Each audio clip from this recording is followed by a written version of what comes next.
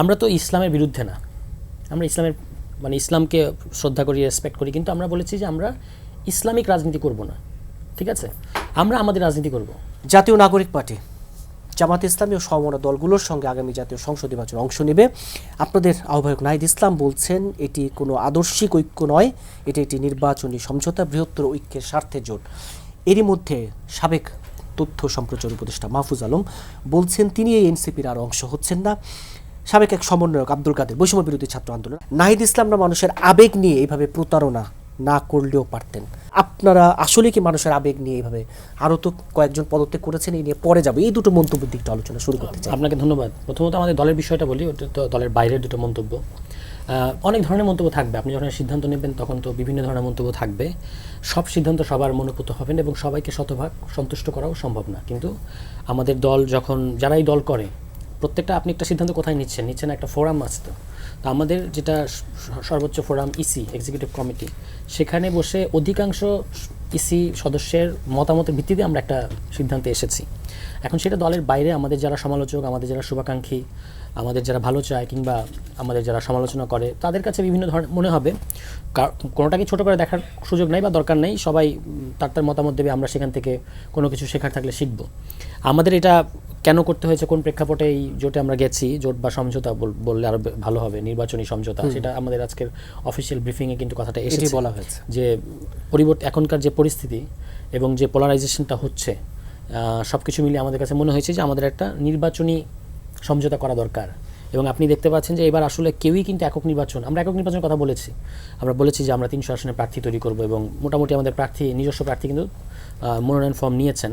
কিন্তু এটাও আমরা বলেছি যে বৃহত্তর স্বার্থে বা আমাদের যদি কারোর সাথে কোনো সমঝোতা যেতে হয় সেটাও আমরা করব। আমরা আলোচনা চালিয়েছি অনেক দলের সাথে। শেষ পর্যন্ত এই যে জোটটা আগেই থেকেই ছিল, তাদের সাথে দলীয় জোট, তাদের সাথে আমাদের মতাদর্শিক বেশ কিছু পার্থক্য আছে এবং সেটা থাকবেই। কিন্তু ইলেকটোরাল জোটে আপনার এরকম বিভিন্ন মতাদর্শের দল কিন্তু এক প্ল্যাটফর্মে আসে। এটা বাংলাদেশেও, উপমহাদেশেও এরকম অনেক উদাহরণ আছে, আমাদের দেশের মধ্যেও আছে। তো সেইখান থেকে আমরা এটাকে পোস্ট ইলেকটোরাল কোনো জোট হিসেবে আপাতত এটাকে বলছি না। এটা ইলেকশন পর্যন্ত আমাদের একটা একসাথে ইলেকশন করা, যাতে করে যেহেতু ইলেকশনের সময় সবসময় দুই মার্কার মধ্যে একটা মেরুকরণ চলে আসে, তো এটাকে যেন দুই মার্কায় আনা যায়। আদারওয়াইজ আমরা যদি আলাদা ইলেকশন করতাম সেটা তিনটা মার্কা চলে আসতো। হ্যাঁ, ফলে সেই সব দিক থেকে এই সিদ্ধান্তটা নেওয়া হয়েছে। এখন ভালো মন্দ সেটা সবাই যার যার মতামত দেবে। আমাদের আপাতত এটা দলীয় পজিশন। কিন্তু এই যে আদর্শিক জায়গাটাকে অনেকটা কম্প্রোমাইজ করে শুধু ভোটের হিসেবের জন্য এক বিন্দু কি বলে আদর্শ কম্প্রোমাইজ করে না এনসিপি। আচ্ছা, ধরেন আমরা তো ইসলামের বিরুদ্ধে না, আমরা ইসলামকে শ্রদ্ধা করি, রেসপেক্ট করি, কিন্তু আমরা বলেছি যে আমরা ইসলামিক রাজনীতি করব না। ঠিক আছে, আমরা আমাদের রাজনীতি করব। বিএনপি সবসময় নিজেকে কি বলেছে, সবসময় বলেছে তারা একটা মধ্যমপন্থী জাতীয়তাবাদী শক্তি। তারা তো জামায়াত ইসলামের সাথে 23 বছর, এখন আমরা 23 ঘন্টাও হয়নি এখনো পর্যন্ত। এটার যে রিয়াকশন, বিএনপি 23 বছর থেকেও যদি তার, কিন্তু বিএনপিকে কিন্তু এই সমালোচনা শুনতে হয়েছে যে স্বাধীনতা বিরোধী একটি শক্তির সাথে কিভাবে সেই সমালোচনার ব্যাপারে, হ্যাঁ, এই সমালোচনা ছিল। এবং তাদের এই বিষয়ে, এই স্পেসিফিক বিষয়ে যে অবস্থান, এটা তো আমরা সাবস্ক্রাইব করি না। এবং এই বিষয়ে তারাও এখন তো আর প্রকাশ্যে এটা বলেন না যে বাংলাদেশে স্বাধীনতা হয় নাই কিংবা বাংলাদেশে মুক্তিযুদ্ধ ভুয়া, এই কথা কি তারা প্রকাশ্যে বলে? আমি তো কার মনের ভিতর কী আছে সেটা নিয়ে আমার কাজ নেই। তাদের এই মুহূর্তের অফিসিয়াল কোনো নেতা কি বলবেন যে বাংলাদেশে আসলে যুদ্ধ হয় না, এটা একটা ভারতের ষড়যন্ত্র ছিল? এটা কিন্তু তারা বলে না। ঠিক আছে, আর যদি কেউ বলে সেটা অবশ্যই এন্ডোর্স করা যাবে না। বরং তাদের মধ্যে যে এই ব্যাপারটা নিয়ে এক ধরনের অস্বস্তি আছে, এটা তো তাদের শীর্ষ নেতৃত্বের বক্তব্যেই টের পাওয়া যায়। তারা বলেন যে আমাদের যদি কোনো ভুল থেকে থাকে, আমরা তাদেরকে বলেছি যে আপনার এই অবস্থানটা আরও পরিষ্কার করা উচিত। যেন এটা নিয়ে আওয়ামী স্টাইলের, আমরা অবশ্যই মুক্তিযুদ্ধের ব্যাপারে আনকম্প্রোমাইজিং, এটা আমাদের ফাউন্ডেশন। কিন্তু আওয়ামী লীগ এটা নিয়ে যে ধরনের রাজনীতি করেছে, এই রাজনীতি আমরা কারোর সাথে করাটা ঠিক হবে বলে মনে করি না। এটা নিয়ে এক ধরনের চেতনা কেন্দ্রিক রাজনীতি না করাটাই ভালো হবে। এবং তারা এই মুহূর্তে তাদের পজিশনটাকে, এই মুহূর্তে কি তারা বাংলাদেশকে ওন করছে, এটা হচ্ছে গুরুত্বপূর্ণ প্রশ্ন।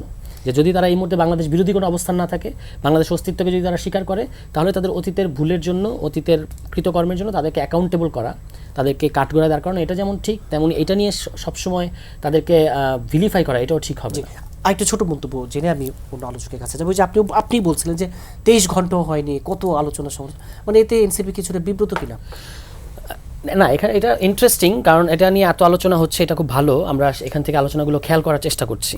এনসিপি নিয়ে একটা হচ্ছে যে এনসিপির সত্যি সত্যি একটা এক ধরনের শুভাকাঙ্ক্ষী আছেন যারা চান যে তাদের মতো করে তারা যেভাবে চান জুলাই আগস্টের পর আপনাদের যারা শুভাকাঙ্ক্ষী ডেফিনেটলি সেটার ব্যাপারে আমরা সবসময় শ্রদ্ধাশীল ছিলাম, ভবিষ্যতে থাকবো। আরেকটা আছে যে যা 5 তারিখের পর থেকে আমাদের এই পর্যন্ত অন্তত কয়েকশোবার আমাদের মৃত্যু ঘোষণা করা হয়েছে, যে এনসিপির মৃত্যু ঘটেছে, এনসিপির এটা সেটা, এইটা এক ধরনের একটা প্যাটার্ন আছে। এই প্যাটার্নটার সবচেয়ে বড় ভুক্তভোগী কিন্তু বিএনপি। আপনি গত 15 বছর বিএনপিকে অন্তত 15,000 বার এটা বলা হয়েছে, এই দেশের বিভিন্ন বিদ্যুৎ সমাজ এবং অন্যান্য যে স্টেক হোল্ডার তারা বলেছেন যে বিএনপি দলটা শেষ, এর অস্তিত্ব নাই হয়ে যাবে, বিলীন হয়ে যাবে। তাকে হয়েছে? হয় নাই। আপনি যদি আপনার রাজনীতি করেন, শক্তিশালী সংগঠন গড়ে তোলেন, তাহলে আসলে এটা হয় না। এবং আমরা তো বিএনপি যেমন তার রাজনীতি ছাড়ে নেই, কখনোই ছাড়ে নাই, তারা জোট করেছে এবং সেটা রাজনৈতিক জোট ছিল লম্বা সময় ধরে, তার ক্যাবিনেট শেয়ার করেছে। তবু তো বিএনপি কখনো তাদের অনেক মতামত, এবং তখন আপনি দেখেছেন জামায়াতের অনেক নেতার সম্পর্কে তাদের অনেক পজিটিভ মন্তব্য ছিল বিএনপির শীর্ষ পর্যায় থেকে। তো সেইখান থেকে কিন্তু মানে বিএনপি বলে নেয় আজকে পর্যন্ত যে এটা আমাদের ওই সময় পজিশনটা ভুল ছিল। তারা এখন জামায়াতের বিরোধিতা করে, সেটা ঠিক আছে। আমরাও তো জামায়াতের সমালোচনা আমরা করি নাই, আমরা করেছি, ভবিষ্যতে প্রয়োজন হলে করব। কিন্তু এটা একটা খুবই স্ট্র্যাটেজিক এবং নির্বাচনী অ্যালায়েন্স হিসেবে দেখাটাই বেটার হবে।